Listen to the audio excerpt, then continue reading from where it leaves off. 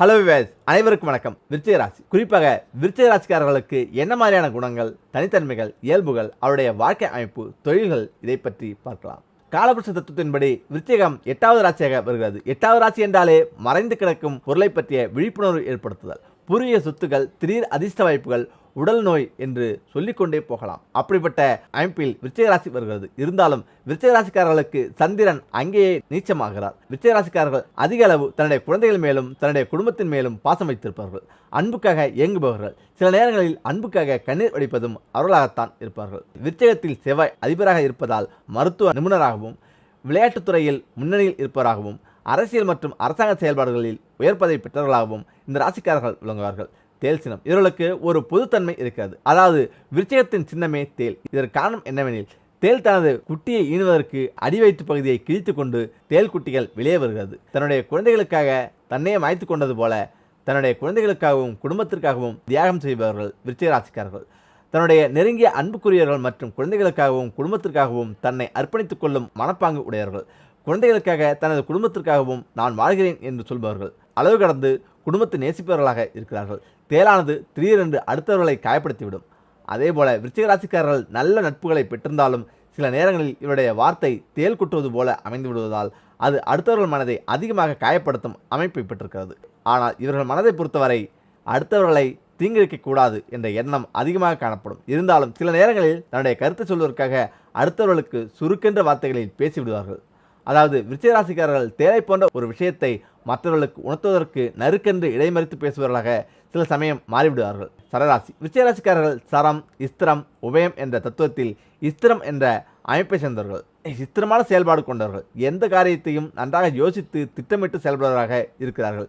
நிதி விஷயங்கள், முதலீடுகள் செலுத்துதல் போன்றவற்றுக்கு நன்கு ஆராய்ந்தே அந்த விஷயங்களில் ஈடுபடுவார்கள். ஓடமீன் ஓட உருமீன் வரும் வரை காத்திருக்குமாம் கொக்கு என்பதை போன்ற பல சந்தர்ப்பங்கள் வந்தாலும் தனக்கு ஏற்ப சரியான சந்தர்ப்பத்தை நோக்கி இவர்கள் காத்திருக்கிறார்கள். இத்திரமான செயல்பாடு உடையவர்களாகவும் இருக்கிறார்கள்.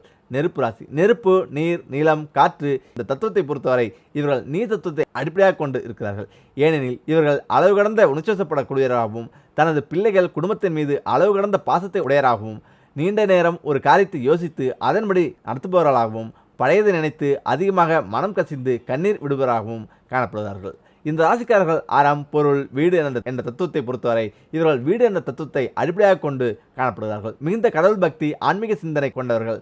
நாள், கிழமை, நட்சத்திரம் பார்த்து ஒரு செயலை செய்யக்கூடியவராக இருக்கிறார்கள். விருச்சிக ராசிக்காரர்களை பொறுத்தவரை பொதுவாக இவர்களுக்கு வடக்கு வாசல் உள்ள வீடுகளில் அதிகம் வசிப்பவராக காணப்படுகிறார்கள். வடக்கு திசை இவர்களுக்கு நல்ல உகந்த திசையாக காணப்படுகிறது. சத்திரர், வைசிரியர், பிராமணர் இந்த அமைப்பில் இவர்கள் பிராமணர் அமைப்பை சேர்ந்தவர்களாக ராசியை பொறுத்தவரை காணப்படுகிறார்கள்.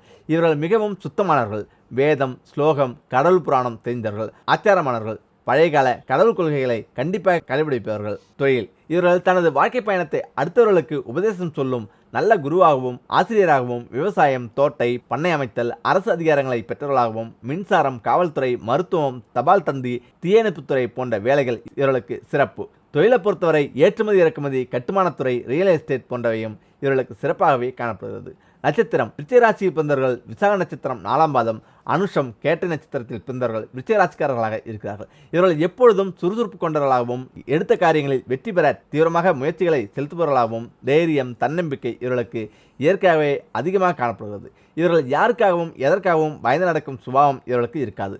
நல்லது கெட்டது ஆராய்ந்து முடிவெடுக்கும் திறன் இருந்தாலும் இவர்கள் முடிவு சில நேரங்களில் தவறாகவும் அமைந்துவிடும். எதையும் நேருக்கு நேராக செய்பவர்கள். சொல்வார்கள், கல்வி திறமை மற்றும் சாஸ்திர ஈடுபாடு, பெரியவர்களிடம் பக்தி, பரந்த நோக்கத்தோடு பேச்சு திறமை, வியாபார தந்திரம், நுணுக்கங்கள், பெரிய காரியங்களை இயல்பாக நடத்தும் திறமை, அனைத்து நல்ல குணங்கள் இவரிடம் காணப்படுகிறது.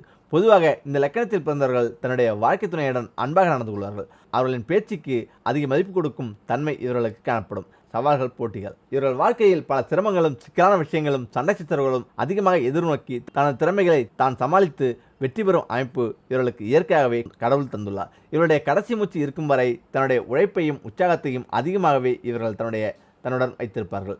இப்படிப்பட்ட இயல்பை பெற்றவர்கள் அடுத்தவர்களிடம் தன்னுடைய கருத்தை தெரிவிக்கும் பொழுது அவர்கள் மனம் புண்படாமல் நாசுக்காகவும் நெகிழ்ச்சித்தன்மையுடனும் ஆரோக்கியமான பேச்சுகளை வளர்த்து கொண்டால் இவர்கள் மேலும் புகழ் அடைந்த மனிதர்களாக விளங்குவார்கள்.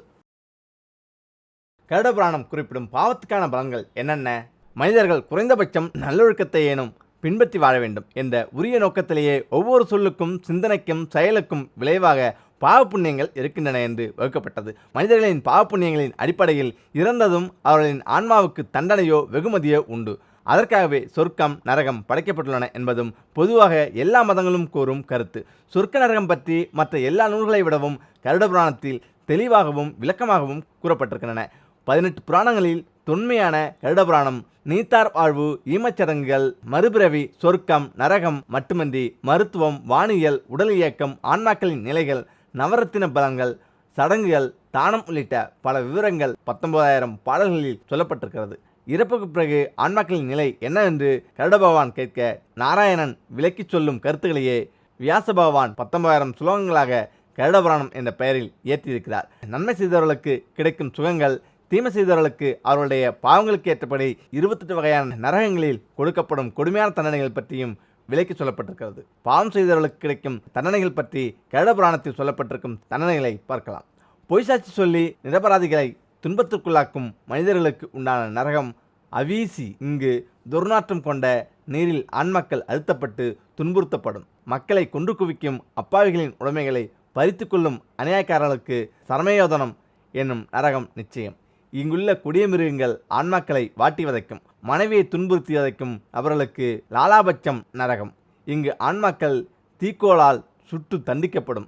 பசுக்களை காரணமின்றி வதைப்பவர்களுக்கு விசசனம் நரகம் கிடைக்கும். இங்கு ஆன்மாக்கள் சவுக்கடியால் துன்புறும். எந்த தொந்தரவும் செய்யாத மிருகங்களை வதைக்கும் நபர்களுக்கு பிராணிரோதம் நரகம். இங்கு ஆன்மாக்கள் கூறிய அம்புகளால் குத்தப்பட்டு துன்பத்தை அனுபவிக்கும்.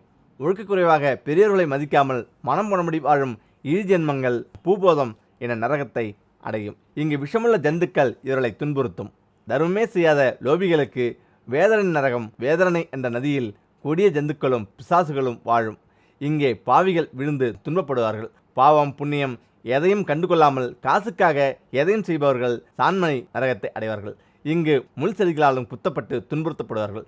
கொஞ்சமும் அஞ்சாமல் பிறர் உழைப்பை சுரண்டி வாழும் மனிதர்கள் போகுமிடம் கிருமி போஜனம். இங்கு புழுப்பூச்சிகள் கிருமிகள் இவர்களை துளைத்து கொடுமைக்குள்ளாக்கும். தரிகிட்டு காமைச்சியால் கொடுமைகள் செய்யும் நபர்களுக்கு வஜ்ரகண்டம் நெருப்பால் செய்யப்பட்ட பதுமைகளை தழுவி துன்பப்பட வேண்டும். பொய் சொல்லி பிறகு உடைமைகளை கவரும் பாவிகளுக்கு அக்னிகுண்டம். இங்கு எரியும் அக்னிகுண்டத்தில் பாவிகள் வாட்டப்படுவார்கள். பிறர் ஏமாற்றி அளவுக்கு மீறி செல்வம் சேர்ப்பவர்களுக்கு அந்த கோபம். இங்கு கொடிய மிருகங்கள் ஏறி மிதித்து பாவிகளை இம்சிக்கும். குற்றமற்ற எளியோர்களை தணிப்பவர்கள் நீதிக்கு புறம்பாக நடக்கும் அவர்களுக்கு பன்றிமுக நரகம். அதாவது பன்றிமுகம் கொண்ட கொடிய மிருகத்தின் வாயில் சிக்கி வதைப்படுவார். தர்மநெறியை விட்டு தெய்வநந்தனை செய்யும் பாவிகளுக்கு அசிபத்திரம். இங்கு பூதங்களால் பல கொடுமைகளுக்கு ஆளாவார்கள். பெற்றோரை பெரியோர்களை இம்சிக்கும் பிறவிகள் காலகுத்திரம் செல்வார்கள். இங்கு அடி உதை பசி என்று ஆண்மக்கள் தவிக்கும். உணவில் விஷமைப்பவர் மிருகங்களை கொண்டு உண்பவர்களுக்கு எண்ணெய் கொப்பரையில் ஆண்மக்கள் வாட்டி எடுக்கப்படும். குடும்பத்தை கெடுப்பவர் உறவுகளை பிரிப்பவர் செல்லுமிடம். இங்கு கண்ணுக்கு தெரியாத மாயவலைகள் இம்சிக்கும். குழந்தைகளை முதியோர்களை நோயுற்றவர்களை அவளைகளை இம்சிக்கும் எல்லோரும் செல்லுமிடம் ரவுரம். இங்கு கிங்கர்கள் சூளத்தால் குத்தி இம்சிப்பார்கள். தம்பதிகள் ஒருவருக்கொருவர் ஏமாற்றி வருவது கொலை செய்வது எல்லாம் கொடிய செயல். இவர்களுக்கு உருவானதே அனிதாமிஸ்ரம். இங்கு கொடிய இருளில் சிக்கி பயந்தே கிடப்பார்கள். நம்பியர்களை ஏமாற்றுபவர்கள், செய்நன்றி மறப்பவர்கள், பிறர் மனைவியை கருபவர் எல்லோருக்கும் தமிசிரம் என்ற நரகம் கிட்டும். இங்கு கிங்கர்கள் முள்ளாலான கட்டைகளால் அடித்து தண்டிப்பார்கள் என்கிறது கருடபுராணம். கருடபுராணம் மரணம் பற்றியும் மரணத்துக்கு பிறகான வாழ்க்கை பற்றியும் கூறும் ரகசியங்கள் என்ன தெரியுமா? கருடபுராணம் இந்து மதத்தில் உள்ள 18 மகாபுராணங்களில் உண்டாகும். இது இந்து கடவுளான விஷ்ணுவை அடிப்படையாக கொண்டது மற்றும் இதற்கு முன் நமக்கு தெரியாத பல மதிப்புமிக்க விஷயங்கள் இதில் விளக்கப்பட்டுள்ளது. அதனுடன் இந்த புராணம் வாழ்க்கை மற்றும் இறப்பு பற்றிய பல பெரிய உண்மைகளை கற்பிக்கிறது. அவை வாழ்க்கையை நோக்கி ஒரு வித்தியாசமான பார்வையை ஈர்க்க உதவும். இது இந்து மதத்தின் கருப்பொருளையும் சிந்தனையையும் விரிவாக கூறுகிறது. எல்லா கடவுள்களும் எல்லா மனித உடலுக்குள்ளும் வாழ்கிறார்கள் மற்றும் உடலுக்கு வெளியே இருக்கிறார்கள் என்று கருடபுராணம் போதிக்கிறது. கருடபுராணத்தில் பல்வேறு போதனைகள் மற்றும் வாசகங்கள் உள்ளன. இந்த புராணத்தை பற்றிய மற்றொரு பெரிய உண்மை என்னவென்றால் இது மரணத்தின் ரகசியங்களையும் மரணத்துக்கு பிறகு நடக்கும் அனைத்து விஷயங்களையும் கூறுகிறது. கருடபுராணம் பற்றி தெரியாத சில உண்மைகள் இதுதான். கருடபுராண போதனைகளின் தனி சிறப்பு என்னவென்றால் அது மரணத்துக்கு பிறகு வரும் வாழ்க்கையை பற்றி பேசுகிறது. ஆனால் அதனுடன் மரணம் மற்றும் பின்விளைவுகள், மறுபிறப்பு, ஆத்மாவின் பயணம் போன்றவற்றையும் இது விவரிக்கிறது. இவை அனைத்தும் மிகவும் சுவாரஸ்யமானவை. ஏனென்றால் அறிவியலால் மரணத்தின் மர்மத்தை வெளிப்படுத்த முடியாது. ஆனால் கருட புராணம் இவற்றை திறம்பட விவரிக்கிறது. இந்து தர்மத்தில் 16 சமஸ்காரங்கள் இருப்பதையும் காணலாம். அதன் கடைசி பகுதியில் இறுதி சடங்குகளை அடிப்படையாக கொண்ட அந்தியேஷ்டியை காணலாம். கருட புராணத்தில் கூறப்பட்டுள்ள தண்டனைகள் இதுதான். அந்த தண்டனைகளை யமதர்மர் முடிவு செய்வார். மரணத்துக்கு பிறகு உடலிலிருந்து பற்றின்மை. ஒரு இறுதி சடங்கு முடிந்ததும் மரணத்துக்கு பிறகு ஆன்மா முழுமையான சுதந்திர உணவை உணர முடியும். ஒரு ஆன்மாவிற்கு எந்த எல்லையும் இருக்காது. இப்போது அந்த ஆன்மா சுதந்திரமாக எங்கும் சுற்றித் திரிகிறது. மரணத்துக்கு பிறகு 7 நாட்களுக்கு ஆன்மா தனக்கு பிடித்தமான தோட்டம், காலை நடைப்பயிற்சி, அலுவலகம், கல்லூரி போன்ற இடங்களை பார்க்க முடியும்.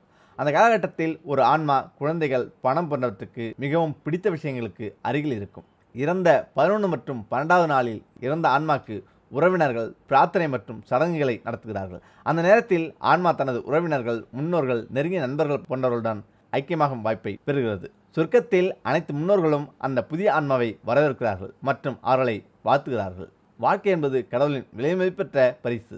கருட புராணத்தின் போதனைகள் இந்த வாழ்க்கை கடவுளின் சக்தி வாய்ந்த மற்றும் விலைமதிப்பற்ற பரிசு என்று கூறுகிறது.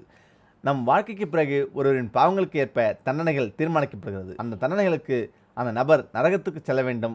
இது ஒரு தீய வட்டம் போன்றது. ஏனென்றால் நீங்கள் மீண்டும் மீண்டும் பிறக்கலாம். பிறகு தண்டனைகள் அதேபோல் தொடரலாம்.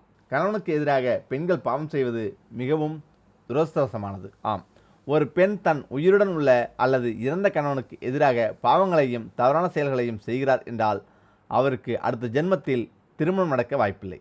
ஒரு பெண் தன் கணவனை வணங்க வேண்டும். அந்த பெண்ணுக்கு கடவுள் அமைதியான மற்றும் மகிழ்ச்சியான வாழ்க்கையை வழங்குவார். அவர் மறுபிறவி எடுத்தாலும் அவருடைய வாழ்க்கை மகிழ்ச்சிகள் நிறைந்ததாகவே இருக்கும். கருட புராணத்தின் கடைசி அத்தியாயங்கள் யோகா மற்றும் அவற்றின் பொருத்தத்தை விவரிக்கிறது. அதனுடன் பிரம்மகீதையின் ஒழுக்கங்களும் அதில் அடங்கியுள்ளன. இது பல்வேறு வகையான ஆசனங்கள், அவற்றின் தோரணைகள், நன்மைகள் போன்றவற்றை விவரிக்கிறது. இது தியானம், சுய அறிவு, ஞானம், சமாதி போன்றவற்றை பற்றியும் விவரிக்கிறது.